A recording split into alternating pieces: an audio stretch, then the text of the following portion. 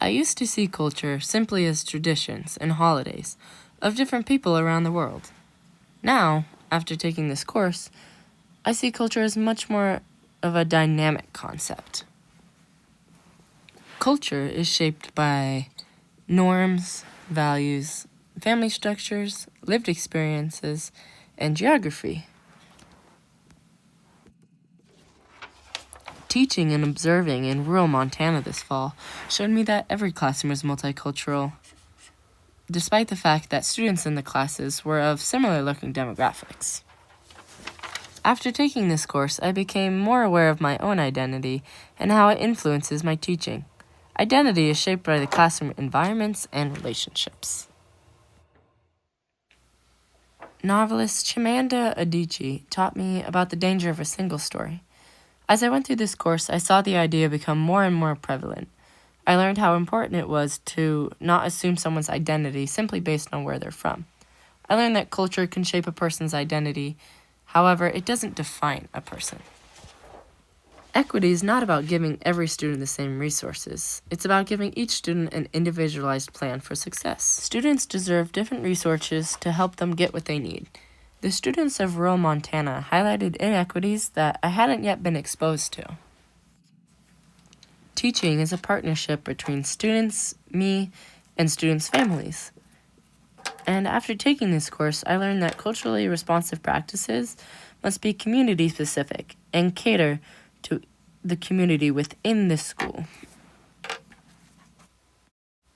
Growing up in Denver, I saw a lot of diversity of students from many different cultures. Despite my school's diversity, I never saw it celebrated, not even in a Heroes and Holidays context. In the future, it is my job as an educator to advocate for expression and celebrations of all of my students' cultures. I still have a long way to go, but this class has helped me make major milestones in the acknowledgement and understanding of cultures and their place in education. The greatest takeaway I have from this class is the self-awareness I have surrounding my biases. Take the study done by University of Chicago on how the name on resumes affects callback rates. Hiring managers tended to favor white-sounding names over black-sounding names. It is very possible that these biases were not intentional, but simply that hiring managers were unaware of these implicit biases.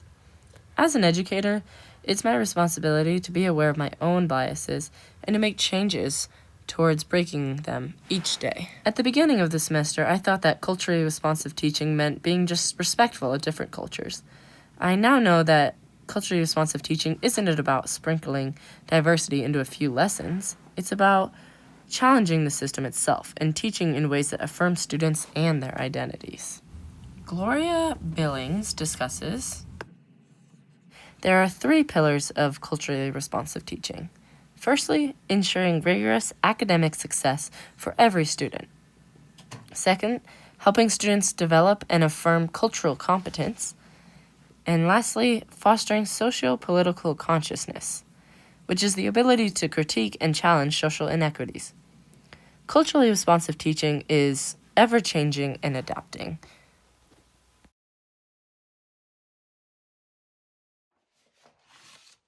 The Harvard Implicit Bias Test is a tool designed to measure subconscious biases that we may not even realize are present. Taking this test allowed me to think deeply about diversity, identity, and my role as a future educator. The purpose of this assignment was to help me examine my internal biases that I didn't even know were present. This test pushed me to confront the reality that no matter how hard we try, we all have bias, simply from living in a world shaped from culture, media, and history. The test taught me that inequity doesn't just exist at institutional levels, but it often starts with our assumptions, initial reactions, and stereotypes we hold. Understanding my own biases is the first step towards interrupting them.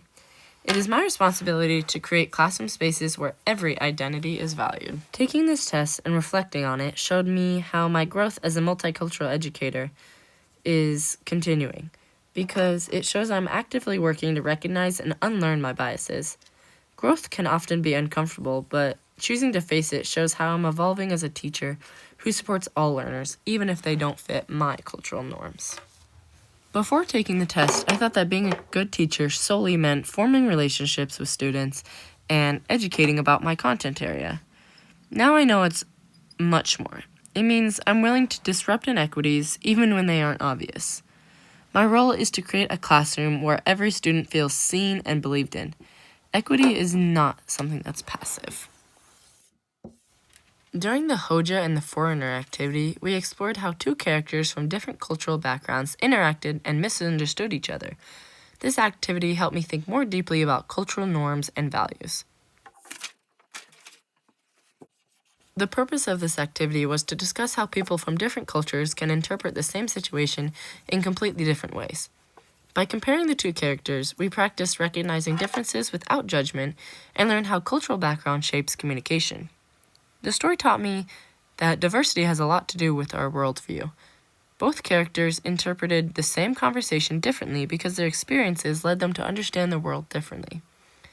In education, this means that I will have students that enter the classroom with unique cultural lenses. Instead of expecting everyone to think or communicate the way I do, I need to seek understanding of other cultures and learn from them.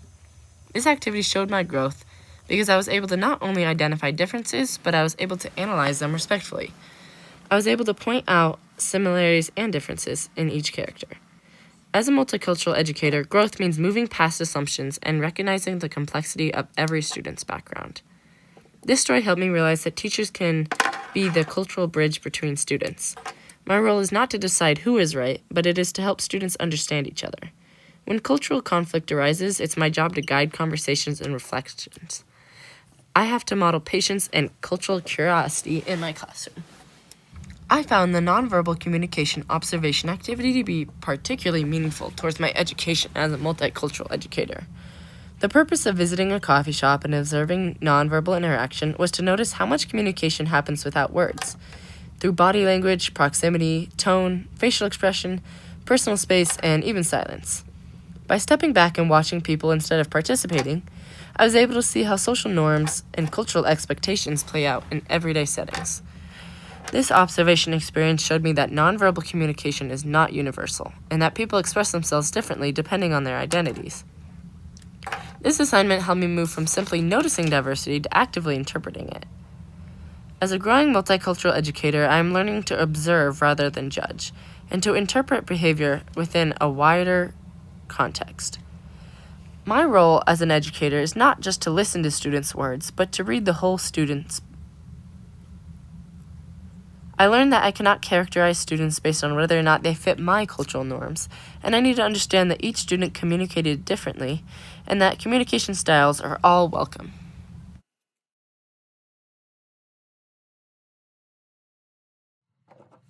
Content integration means including diverse cultures and their voices, history, and perspectives in everything we teach.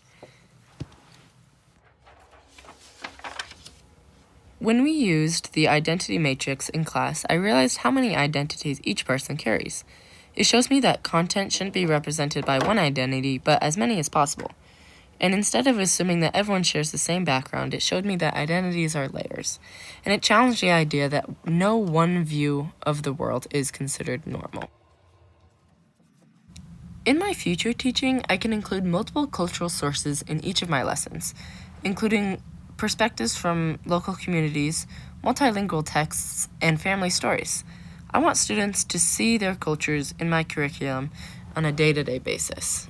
Knowledge construction means teaching students how knowledge is created, who tells the story, and whose voices are excluded. In our case study work, we analyzed how different schools can be biased towards cultures they're unfamiliar with. It showed that history is often shaped by who gets to speak. This challenged inequities because it pushed against the stereotype that our textbooks are neutral. It taught us to question whose versions of history we learn.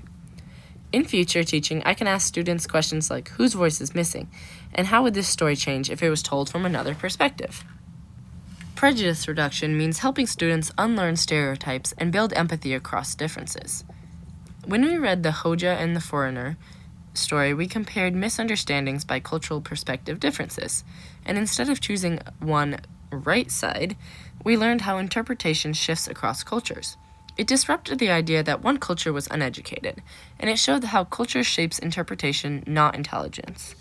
In my classroom, I can have students complete projects where students learn and interview with the community, and my goal is to build curiosity, not judgment. Equity pedagogy means teaching in a way that supports every learner, that education is not a one-size-fits-all, but it's giving students what they need to succeed.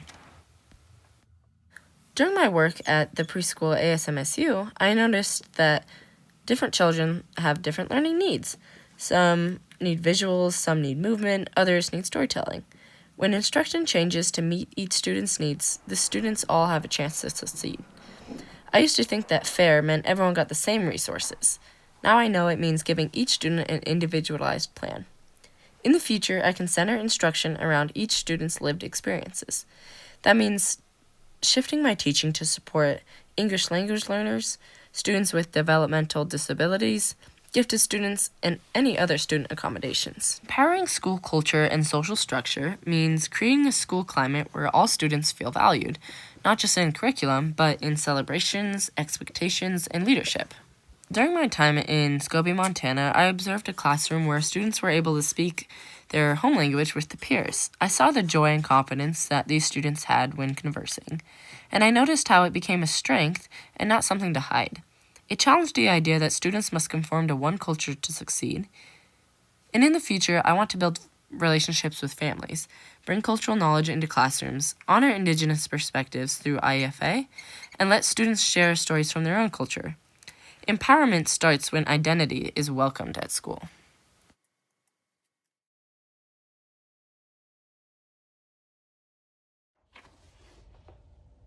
I had the opportunity to student teach and observe in Scobie K-12 school in Scobie, Montana. My week was spent teaching and observing classrooms within the school in grades 6 through 12. It connected to multicultural education in ways I didn't expect. Scobie is a rural town right next to the Fort Peck Reservation. While the student body wasn't super ethnically diverse, there were still diverse identities. Being in the school taught me that multicultural education extends beyond race or language barriers, but it's also about understanding the community, its history, and the reality that students live. Seeing the kids in Scobie helped me understand how important it is to see students as full people. A lot of the challenges I saw came from the lack of resources and funding in the area. I grew up in schools that had massive amounts of government funding, so seeing this new environment was extremely eye-opening. Being in a rural place showed me how equity isn't all just about helping kids who have less, but it's making sure the system stops putting them at a disadvantage in the first place. I went in thinking that rural schools were small and simple, but I left realizing how deeply geography affects access to their technology, opportunities, mental health services, and the list goes on. It made me more aware of the inequalities that students have little control over. The community in Scobie taught me how much schools rely on relationships. Even with the lack of resources, people feel connected and support each other. Throughout my time in Scobie, I was reminded to slow down and learn from the community rather than jump to conclusions of what I think they may need. Because Scobie is so close to the reservation, it made me realize how important it is to include Indigenous perspectives in everything I do. IEFA is not simply a special topic, but it's something I must integrate into my everyday teaching. While I was only in Scobie for a week, the experience genuinely shifted how I think about teaching and how equity pedagogy is something specific to each classroom.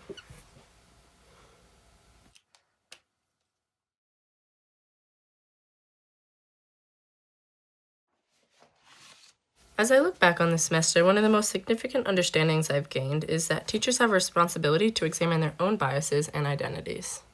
I have a responsibility to show up for my students, and I have to be willing to challenge my own beliefs, notice my reactions, and be honest about where my biases may lie.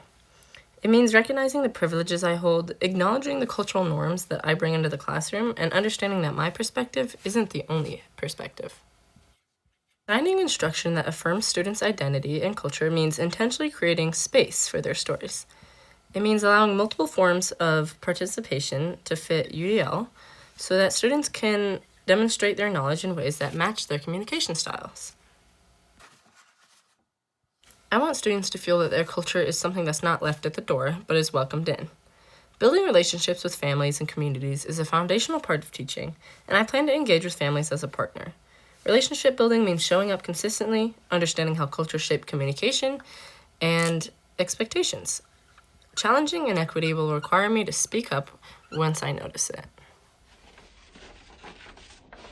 One experience that especially shaped my learning this semester was the place-based scavenger hunt. As I moved across campus, I realized how much of the Indigenous representation was not in visible points. It pushed me to think more critically about whose voices are present in schools and universities and whose voices are hidden. The experience strengthened my commitment to being a teacher who questions and works to bring unheard voices forward. Overall, this semester has been extremely eye-opening, and I have grown greatly as a multicultural educator. And I hope to take what I've learned into my teaching in the future and integrate it in my classroom on a daily basis. Thanks for watching my video.